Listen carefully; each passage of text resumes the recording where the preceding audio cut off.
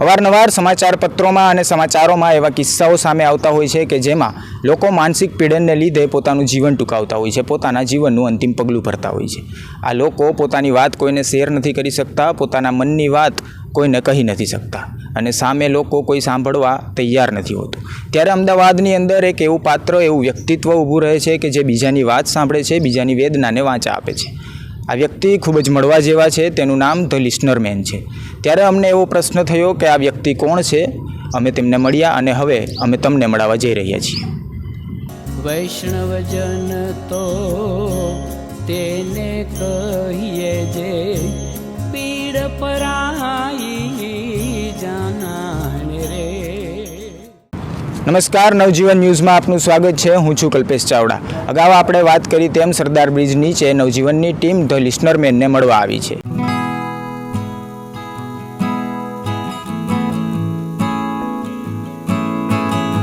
તો આપણી સાથે જોડાઈ ગયા છે ધ લિસનર મેન। આપણે એમની સાથે જ વાત કરીશું। પહેલાં તો ધ લિસનર મેન નામ કઈ રીતે પડ્યું અને લિસનર મેનનું સાચું નામ શું છે? લિસનર મેનનું સાચું નામ તો પ્રફુલ્લ પરમાર છે અને લિસનર મેન નામ કઈ રીતે પડ્યું એનું મતલબ એ જ છે કે મેં કેટલો પેલો કન્સેપ્ટ છે ને આપણે કે તમે જોતા હો કે બેટમેન છે, સુપરમેન છે, એવા સુપર હીરોઝ છે। એટલે હું આમ બેઝિકલી હું એને બિલીવ નથી કરતો કે એવા સુપર હીરો ના હોય કે એ આવે ને આમ ઉડતા ઉડતા આવે ને કોઈની જાન બચાવી લે, તેવું પોસિબલ નથી। એ તો ફિક્શન કેરેક્ટર છે, બટ એ કોન્સેપ્ટ છે કે સુપરમેન છે, બેટમેન છે, સ્પાઈડરમેન છે, એ લોકોની મદદ કરે છે। તો બસ એ જ ફિક્શન કેરેક્ટર, એ ફિક્શન કન્સેપ્ટ છે, એને મેં રિયલ લાઈફમાં મેં કીધું કે આ રીતે કોઈ એક લિસનર મેન કરીને એક માણસ હોય જે લોકોની વાતો સાંભળતો હોય। જ્યારે પણ લોકોને વાત કહેવાનું મન થાય ત્યારે એમની પાસે અગર કોઈ ના હોય તો લિસનર મેન એમના પડઘે ઊભો રહે અને એમની વાતો સાંભળે। તો બસ આ કન્સેપ્ટ એવો હતો કે હા, આ રીતે એ વિચાર આવે તો। લિસનર મેનનું સાચું નામ ને તેમનું વતન કયું છે? સાચું નામ પ્રફુલ્લ પરમાર છે। અમારું વતન છે મહેસાણા, રાધનપુર કરીને એક ગામ છે મહેસાણાની અંદર, બનાસકાંઠા જિલ્લો લાગે છે। યસ। અને લિસનર મેને આ કામ ક્યારથી ચાલુ કર્યું? છેલ્લા 1.5 વર્ષથી અમે લોકો આ કેમ્પેન કરી રહ્યા છે। 2023માં જનવરીમાં અમે લોકોએ સ્ટાર્ટ કર્યું હતું, તો છેલ્લા 15, 16, 17 મહિના જેવું થયું છે અત્યાર સુધી। હા, યસ। હા, એવો તો શું વિચાર આવ્યો હતો કે લિસનર મેને આ લિસનર મેનનું કામ ચાલુ કર્યું? હા, એટલે મતલબ એક વિચાર તો કહી શકીએ તો એકચ્યુઅલી આ બધું છે ને મતલબ મારી જ લાઈફના રિલેટેડ છે। કારણ કે હું જ્યારે 2019-20માં મને જ્યારે ડિપ્રેશન આવ્યું હતું ત્યારે મને એવું લાગતું હતું કે મારી જોડે વાત કરવાવાળું કોઈ છે નહીં, મારી આસપાસ એવા લોકો નથી કે જેને હું મારી વાત રજૂ કરી શકું। તો એ મારી ક્યાંક ને ક્યાંક એ જે વાત છે એ મારા દિમાગમાં ઓલવેઝ રહેતી હતી કે મને આ જેવું થયું છે એવું લોકોને પણ થતું હશે, લોકો પાસે પણ આવા લોકો નહીં હોય કે પોતાની વાત કહી શકે। તો અને મારો સ્વભાવ બી એક ઇન્ટ્રોવર્ટ, ઘણા બધા લોકો ઇન્ટ્રોવર્ટ હોતા હોય છે, પોતાની વાત રજૂ નથી કરી શકતા। તો બસ એ દિમાગમાં ત્યારનું હતું કે એ લોકો માટે કંઈક કરવું છે, એ લોકો માટે કંઈક કરવું છે, પણ શું કરવું છે, કઈ રીતે કરવું છે, તો એ દિમાગમાં હતું જ ઓલવેઝ। પણ 2023માં મને વિચાર આવ્યો કે આપણે આ રીતે કંઈક કેમ્પેન કરી શકીએ છીએ અને લોકોની વાતો સાંભળી શકીએ છીએ, તો એ ત્યાંથી આવે છે। 2023માં તમે કામ ચાલુ કર્યું, આ સેવાનું કામ, આમ તો ઉમદા સેવાનું કામ, ત્યારે તમારી ટીમમાં કેટલા લોકો જોડાયા હતા? એકચ્યુઅલી મેં એકલા સ્ટાર્ટ કર્યું હતું અને પછી ધીરે ધીરે મારા મતલબ વિડીયો મેં મૂક્યો, ફોટોસ મૂક્યા, તો મતલબ આસપાસના જે મિત્રો હતા એ લોકોએ પછી જોઈન કર્યું। પછી એક મારા મિત્રએ જોઈન કર્યું, મને શુભમ મોદી નામ છે એનું। પછી અમે લોકો બંને સ્ટાર્ટ કર્યું। પછી ધીરે ધીરે વિડીયો અમે લોકો મૂકતા રહ્યા તો લોકોને ખ્યાલ આવતો રહ્યો કે આ લોકો કંઈક કરી રહ્યા છે। ધીરે ધીરે એમ ટીમ બની। અત્યારે અમદાવાદની અંદર અમારા 70 વોલન્ટિયર છે, 70 લોકોની ટીમ છે અને જે એવરી સન્ડે અને ફ્રાઈડે ક્યારેક આવીને અહીંયા ઊભા રહે છે અને લોકોને સાંભળે છે। તમે પહેલાં જ્યારે આ સેવાનું ઉમદા કામ ચાલુ કર્યું ત્યારે લોકોનો રિસ્પોન્સ કેવો હતો? હવે લોકોનો રિસ્પોન્સ કેવો છે? રિસ્પોન્સ તો પહેલાંથી સારો જ હતો। મને લાગ્યું કે નહીં હોય સારો, કારણ કે અમદાવાદમાં આવું ગુજરાતમાં પહેલી વાર થવા જતું હશે કે આ રીતે કોઈ સાંભળી રહ્યું છે લોકોને અને આ રીતે ઇન્ટરેક્ટ કરી રહ્યું છે। તો મને બી આમ પહેલાં અંદર મૂંઝવણ તો હતી કે લોકો એક્સેપ્ટ કરશે કે નહીં, શું વિચારશે, શું નહીં વિચારે।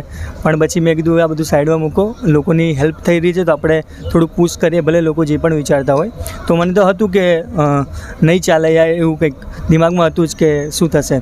બટ લોકોનો એવો સારો પ્રતિસાદ હતો અને લોકોએ બહુ જ એપ્રિશિએટ કર્યું. પહેલા દિવસે જ્યારે અમે લોકોએ કેમ્પેન કર્યું ત્યારે જ લોકોએ બહુ એપ્રિશિએટ કર્યું કે you are doing great job, continue કરો, આની જરૂર છે સમાજને, સોસાયટીને. તો બસ તો પછી એ જ વસ્તુ મોટિવેટ કરે, હંમેશા એ જ વસ્તુ મોટિવેટ કરે છે. આજે પણ અમે લોકો ઊભા રહીએ છીએ ત્યારે લોકો બહુ એપ્રિશિએટ કરે છે કે તમે સારું કામ કરી રહ્યા છો. તો એ જ વસ્તુ અમને પ્રેરણા આપે છે આગળ કામ કરવા માટે. તો એટલા માટે જ અમે લોકો આ કન્ટિન્યુ કરી શક્યા. બાકી મને નહોતું લાગતું કે આને અમે લોકો કન્ટિન્યુ કરી શક્યા હોત, કારણ કે એ જ વસ્તુ મોટિવેટ કરે છે, ઇન્સ્પિરેશન આપે છે, એ ઇન્સ્પાયર કરે છે વસ્તુ. કઈ વયના લોકો વધારે આવે છે? વૃદ્ધો આવે છે, યુવાનો આવે છે, કેવા લોકો આવે છે? આમ કહેવા જવું ને તો બધા જ પ્રકારના લોકો આવતા હોય છે. એવું નથી કે એક જ વયના લોકો, એક જ ઉંમરના લોકો આવતા હોય છે. બધી જ ઉંમર, તમે હમણાં વિડીયો જોયો, તમે લાઈવ જોયું હશે તો બધા જ પ્રકારના લોકો આવતા હોય છે. એવું નથી કે ખાલી જ યુવાન લોકો આવતા હોય છે, ખાલી નાના લોકો આવતા હોય છે. બધા જ પ્રકારના લોકો આવે છે. અને રિવરફ્રન્ટ એવી જગ્યા છે ત્યાં બધા જ લોકો આવતા હોય છે, નાનાથી લઈને મોટા વયના લોકો બધા જ આવતા હોય. તો અમારી પાસે પણ ઇન્ટરેક્ટ કરવા માટે બધા જ વયના લોકો આવતા હોય છે. પણ તમારી પાસે પોતાની સ્ટોરી શેર કરવા, પોતાનું દુઃખ શેર કરવા માટે ખાસ તો કઈ વયના લોકો વધારે? વૃદ્ધો આવે છે કે યુવાનો આવે છે કે જે ડિપ્રેશનનો શિકાર હોય? અત્યારે આપણે જોવા જઈએ તો યુવાનો વધારે ડિપ્રેશનનો શિકાર. તમને પણ ખ્યાલ હશે, યુવાનો એમની લાઈફ છે 20-25 વર્ષના જે યુવાનો છે એ લોકોની લાઈફમાં અત્યારે બહુ જ સ્ટ્રગલ ચાલી રહ્યું છે, કારણ કે એમને પણ કંઈક લાઈફમાં કંઈક કરવું છે. અને પછી આ ફેસ જ એવો હોય છે કે કંઈકનું કંઈક ઊંધું છતું થઈ જતું હોય છે અને એના કારણે પછી એમને ડિપ્રેશન આવતું હોય છે. મની રિલેટેડ હોય છે, રિલેશનશિપ રિલેટેડ હોય છે, એમ ઘણા બધા કારણો હોય છે. પછી ફેમિલી રિલેટેડ હોય છે. તો યુવાનોમાં મને લાગે છે ત્યાં સુધી ડિપ્રેશન વધારે આવી રહ્યું છે સાહેબ. કેવા પ્રકારના પ્રશ્નો લઈને આવતા હોય છે? કેવી સ્ટોરીઓ લઈને આવે છે? સ્ટોરી તો ઘણી બધી, મતલબ આપણે વિચારી પણ ના હોય. ક્યારે ફિલ્મો આપણે કહીએ ને, ફિલ્મોમાં પણ જોઈ ના હોય ને એવી પ્રકારની સ્ટોરી આપણે ઇમેજિન ના કરી શકીએ કે આવું કોઈની સાથે રિયલમાં થઈ શકે છે. તો એટલી મતલબ તમારું દિમાગ કામ ના કરવાનું બંધ થઈ જાય કે આ રીતનું કઈ રીતે થઈ શકે છે. આપણે ખાલી મૂવીમાં જ જોયું, મૂવીમાં પણ ના જોયું સમટાઈમ કે ચાલો આ તો મૂવીમાં પણ ના થાય, આવું એની સાથે રિયલમાં થયું છે. તો ઘણી પ્રકારના ઘણા બધા સ્ટોરીઝ એવી આવતી હોય છે. કોઈ એકાદી સ્ટોરીનું એવું ઉદાહરણ આપશો? ઘણી બધી સ્ટોરી છે, બટ અમે લોકો મતલબ એક શું કહેવાય, જ્યારે બી અમે લોકોને સાંભળતા હોઈએ છીએ ને તો એ કોન્ફિડેન્શિયલ હોય છે કે આપણે એની વાત જે છે એ આપણે કોઈને કહીએ નહીં, કારણ કે તો જ એ આપણને ટ્રસ્ટ કરશે ને તો જ આપણને એ કહેશે ને. એટલે એક ટ્રસ્ટ એ બિલ્ડ થયો છે કે પ્રફુલભાઈને યા લિસનરમેનની ટીમને કોઈ વાત કહીશું તો એ વાત એમના પૂરતી જ રહેશે. તો સોરી ટુ સે, બટ હા, એ હું અગર કહી ના શકું, પણ હા બહુ જ જાતની સ્ટોરીઓ જે આપણે વિચારી ના હોય, જ્યારે આપણે કલ્પના ના કરી હોય એ પ્રકારની સ્ટોરીઓ હોતી હોય છે. યસ, ઘણી બધી એવી સ્ટોરીઓ છે જે આપણને જ ઇન્સ્પાયર કરે. અને આપણને મને એવું લાગે છે કે હું જ્યારે લોકોની સ્ટોરી સાંભળું છું ત્યારે એ સ્ટોરીથી મને પણ ઘણું બધું શીખવા મળે છે કે લાઈફમાં આ કરવું જોઈએ, આ ના કરવું જોઈએ. તો એ પ્રકારની સ્ટોરીઓ આવતી હોય છે. લોકો પોતાનું દુઃખ, પોતાની વ્યથા કહ્યા બાદ અહીંથી ફ્રી માઇન્ડથી ઘરે જાય છે, આમ પ્રફુલ્લિત થઈને. પ્રફુલભાઈ પાસેથી પ્રફુલ્લિત થઈને ઘરે જાય છે. યસ, હા, તમે જોયું હશે અત્યારે ઘણા લોકો મતલબ આવે છે ને, મતલબ અમારું એ કન્સેપ્ટ એ છે, હાઈફાઈ એક બોર્ડ છે અને ફ્રી હગ છે. એટલે અમે લોકો એક ગ્રેજ્યુઅલી એક પ્રોસેસમાં જઈએ છીએ કે હાઈફાઈ કરે છે તો થોડું ઇન્ટરેક્ટ થાય છે હાઈફાઈથી, એટલે હાથ એમનો ટચ થાય છે. પછી ફ્રી હગ હોય છે તો એને ગળે મળે છે. ત્યારે પછી એક બોન્ડ ક્રિએટ થાય. તમે કોઈને હેન્ડશેક કરો તો એક હ્યુમન ટચ જે આવે છે ને એનાથી એક ટ્રસ્ટ બિલ્ડ થાય છે. અને પછી એના પછી અમારું બોર્ડ હોય છે કે તુમ કહો મેં સુનું. જ્યારે પછી એમને કહીએ કે તમે કંઈક કહેવા માંગો છો તો એ થોડા કમ્ફર્ટેબલ થઈ જાય છે.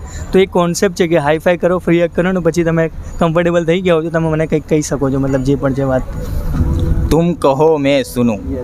ધ લિસનર મેન તરીકેનું નામ તમને ક્યારથી મનમાં આવ્યું કે મારે ધ લિસનર મેનનું નામ રાખવું છે? હા, મતલબ એ જ હતું કે હવે પછી ઇન્સ્ટાગ્રામમાં મેં કીધું કે આપણે વિડીયોઝ બનાવીને મૂકીએ, તો મેં કીધું કંઈ શું કરી શકે છે. ત્યારે જ મેં આ કીધું પહેલાં કે કોન્સેપ્ટ આ દિમાગમાં હતો મારે, તો મેં કીધું આવું જ કંઈક નામ રાખીએ. અને પછી એટલે અત્યારે અમારા ત્યારે તો મને લાગ્યું કે મારે એકલા જ કરવું પડશે. ત્યારે મને એવું હતું કે કોઈ જોડાશે નહીં જોડા મને ખબર નથી. એટલે પછી મેં કીધું ચલો લિસનર મેન તરીકે નામ રાખીએ. અને પછી અત્યારે અમારા જે ગ્રુપનું નામ છે લિસનર ક્લબ, એટલે અમારે કોઈ કમ્યુનિટી બનાવી દીધી છે, એનું નામ છે લિસનર ક્લબ. તો અત્યારે અમે લોકો લિસનર ક્લબના નામે બધા ઓળખાઈએ છીએ. એટલે હા, પર્સન હું લિસનર મેન તરીકે લોકો ઓળખે છે, બાકી અમારા ગ્રુપનું નામ લિસનર ક્લબ છે. તુમ કહો મેં સુનું. એનો અર્થ શું છે? તુમ કહો મેં સુનું એટલે શું? જો આ લખ્યું છે તુમ કહો મેં સુનું, તો અમારી આ ટેગલાઇન હતી કે અગર કોઈ આપણને ઓળખે તો શું ટેગલાઇન હોય, બધા સિગ્નેચર હોય, એક બ્રાન્ડ હોય તો એની કોઈ સિગ્નેચર હોય, કંઈક વાત હોય, બરાબર છે કે એક આઈડિયા જો બદલ દે આપકી દુનિયા યા વોટ એવર, કંઈ પણ વોટ એવર. તો બસ એ જ કન્સેપ્ટ હતો કે કંઈક ટેગલાઇન રાખવી છે, બરાબર છે, તો શું હોઈ શકે. તો મારો વિચાર એવો હતો કે આપણે સાંભળવાનું કામ કરી રહ્યા છે તો એના રિલેટેડ જ કંઈક રાખી શકીએ.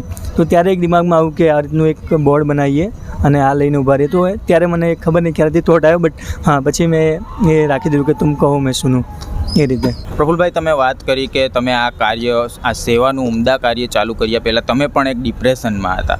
તમે ડિપ્રેશનમાં હતા ત્યારે તમને શું એવી વસ્તુ મોટિવેટ કરી ગઈ કે એવું કોઈ વ્યક્તિ મોટિવેટ કરી ગયું કે તમે એ ડિપ્રેશનમાંથી બહાર આવી અને હવે લોકોને ડિપ્રેશનમાંથી બહાર નીકળવાનું કામ કરી રહ્યા છો? જ્યારે 2019 કોરોના આવ્યો ત્યારે આપણે બધા જ લોકડાઉન થઈ ગયું હતું અને ઘરમાં હતા, ત્યારે મને બહુ એકલું ફીલ થયું. જ્યારે ત્યારે મને બહુ અલોન લાગ્યું કે મારી લાઈફમાં એવા લોકો નથી જેને મારી વાત કહી શકું. ત્યારે ઘણા બધા લોકોને ડિપ્રેશન આવ્યું, કારણ કે ઓબ્વિયસ છે કે આપણે એકબીજા સાથે ઇન્ટરેક્ટ નથી કરી રહ્યા, વાત નથી થઈ રહી, દોસ્તોને મળી નથી રહ્યા, તો એકલું લાગતું હતું ત્યારે. અને ત્યારે વાત કરવાવાળું કોઈ ન હતું. તો બસ એ ડિપ્રેશન ત્યારે આવ્યું, કોરોના 2019-20માં આવ્યો ત્યારે. અને પછી જ્યારે મેં મારું બિઝનેસ પણ રિસેન્ટલી સ્ટાર્ટ કર્યું હતું કોરોનામાં, તો ઘણા બધા લોકોના ધંધા પણ ત્યારે ઠપ થઈ ગયા. ત્યારે મને પણ એવું લાગ્યું કે શું થશે, રિસેન્ટ સ્ટાર્ટ કર્યું છે બિઝનેસ, તો એ બી દિમાગમાં હતું કે શું થશે. બિઝનેસનો પર્સપેક્ટિવ હતો, રિલેશનશિપનો પર્સપેક્ટિવ હતો, અને એક હ્યુમન તરીકે મારી જોડે પાસે એવું મને લાગ્યું કે કોઈ વાત કરવાવાળું પણ નથી. તો એ બધા 3-4 આ પોઈન્ટના કારણે મને ડિપ્રેશન આવ્યું. પછી ધીરે ધીરે શું કહેવાય, કોરોના સ્ટાર્ટ થઈ ગયો અને પછી મારું બિઝનેસ પણ ઓનલાઈન હતું વધારે. તો પછી તમે જોશો તો મોસ્ટ ઓફ જે બિઝનેસ છે ઓનલાઈન જે હતા એ લોકોને ફાયદો થયો, કારણ કે બધા જ લોકો ઘરે હતા. તો ઓનલાઈન બિઝનેસમાં સારો એવો બૂમ હતો. તો ધીરે ધીરે મારું બિઝનેસ સારું ચાલવા માંડ્યું. મને નહોતું લાગ્યું કે સારું ચાલશે, બટ એ ધીરે ધીરે સારું ચાલવા લાગ્યું. અને પછી હું એમાં જ વધારે રચ્યો પચ્યો રહ્યો, કારણ કે એ તમારી એસ્કેપ કોઈ વાતમાં તમારે છે, કોઈ તમારે એને ડિસ્ટ્રેક્શન લાવવું પડે. જે ડિપ્રેશન આવે ને, તમે એમાં અગર તમે એને જ વાગોડિયા કરશો ને, તમે ઓર અંદર જતા રહેશો, તો તમારે એના કંઈકનું કંઈક તો તમારે એવું પકડવું જ પડશે. યા આર્ટ હોય યા વોટ એવર, તમારું મનપસંદીદા જે પણ કામ હોય તમારે પકડવું જ પડશે. તો તમે એ પકડશો ને, એ જ તમને બહાર લઈ જશે. તો બસ ત્યારે જ મારું જે બિઝનેસ હતું એને જ મેં પકડી રાખ્યો.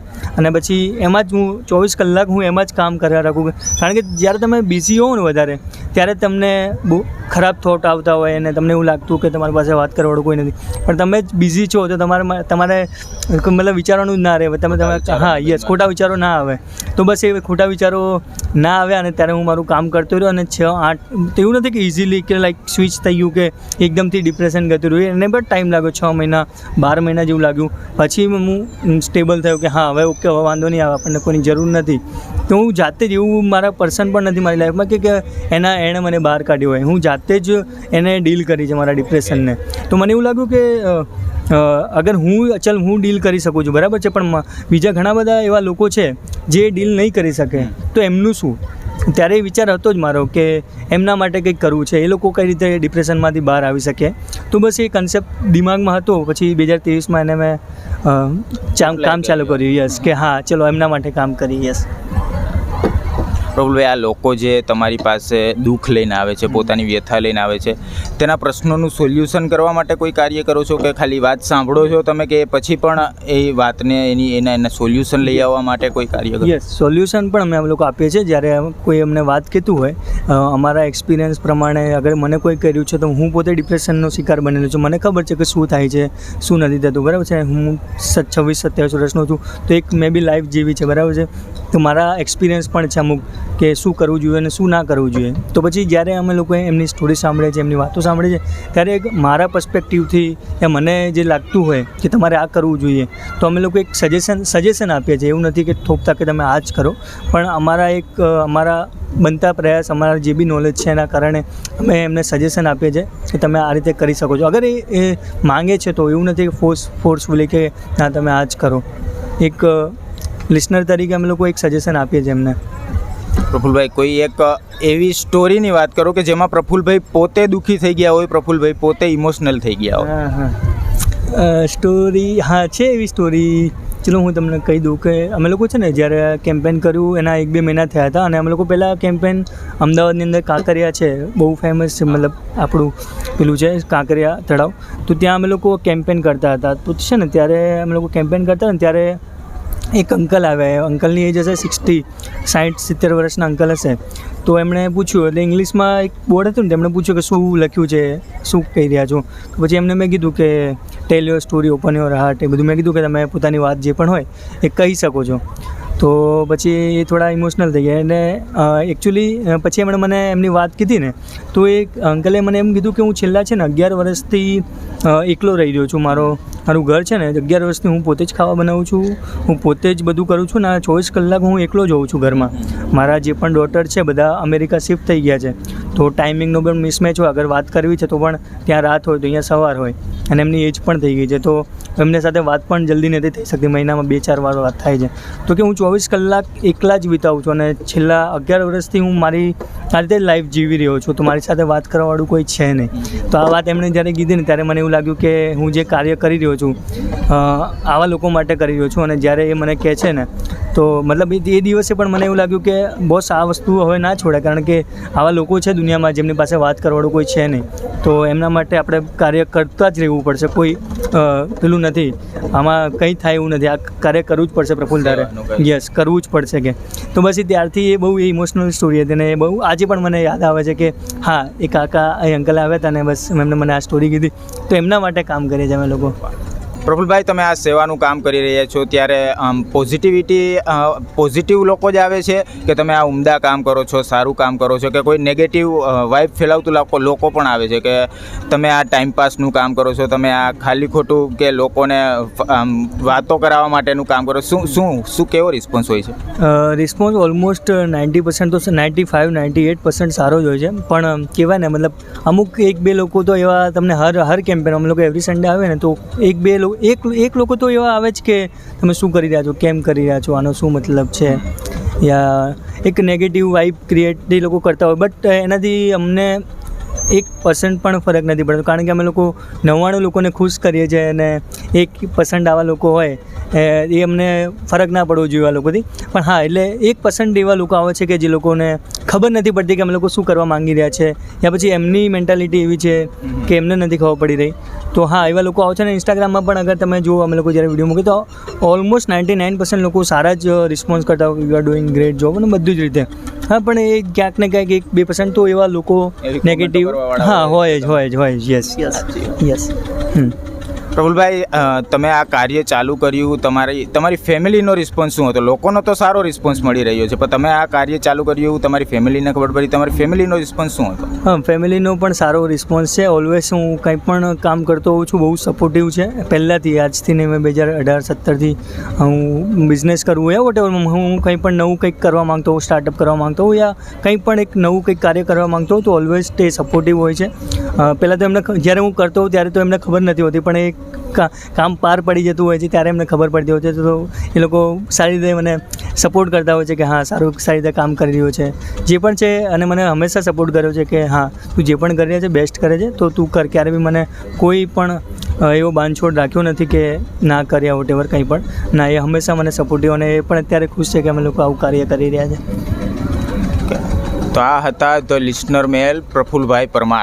પ્રફુલ્લભાઈ, નવજીવનની ટીમ સાથે જોડાવા બદલ આપનો ખૂબ ખૂબ આભાર. નવજીવનની ટીમ પણ તમને અભિનંદન આપે છે કે તમે આવું સેવાનું ઉમદા કામ કરો છો. Thank you so much. અને એક વાત એ પણ કહેવા માગું કે હું તો લોકોને સાંભળતો હોઉં છું, તમારા આ માધ્યમના કારણે મારી પણ જે વાત છે, મારે પણ જે કહેવું હોય એ તમારા માધ્યમ થકી બીજા લોકો સુધી પહોંચે છે. તો થેન્ક યુ સો મચ કે તમે આવું પ્લેટફોર્મ ક્રિએટ કર્યું છે, એના માટે થેન્ક યુ સો મચ. બહુ જ સારું લાગે, લોકોના મોઢા ઉપર જે હસી આવે છે, જે ટેન્શનમાં હોય લોકો અને પોતાની લાઈફમાં જીવી ના શકતા, મતલબ કે પોતાની સાચી હસી બહાર ના બતાવી શકતા હોય, એ હાઈફાઈ દ્વારા બહાર રજૂ. બાળકો તો બહુ ખુશ થઈ જાય છે, લાઈક એમને તો બહુ ગમે છે અહીંયા આવીને અમારી સાથે હગ્સ, ફ્રી હગ્સ છે, વાતો કરે, પોતાનું કંઈક નાની મોટી વસ્તુઓ શેર કરે. અને મોટા સાથે પણ બહુ મજા આવે.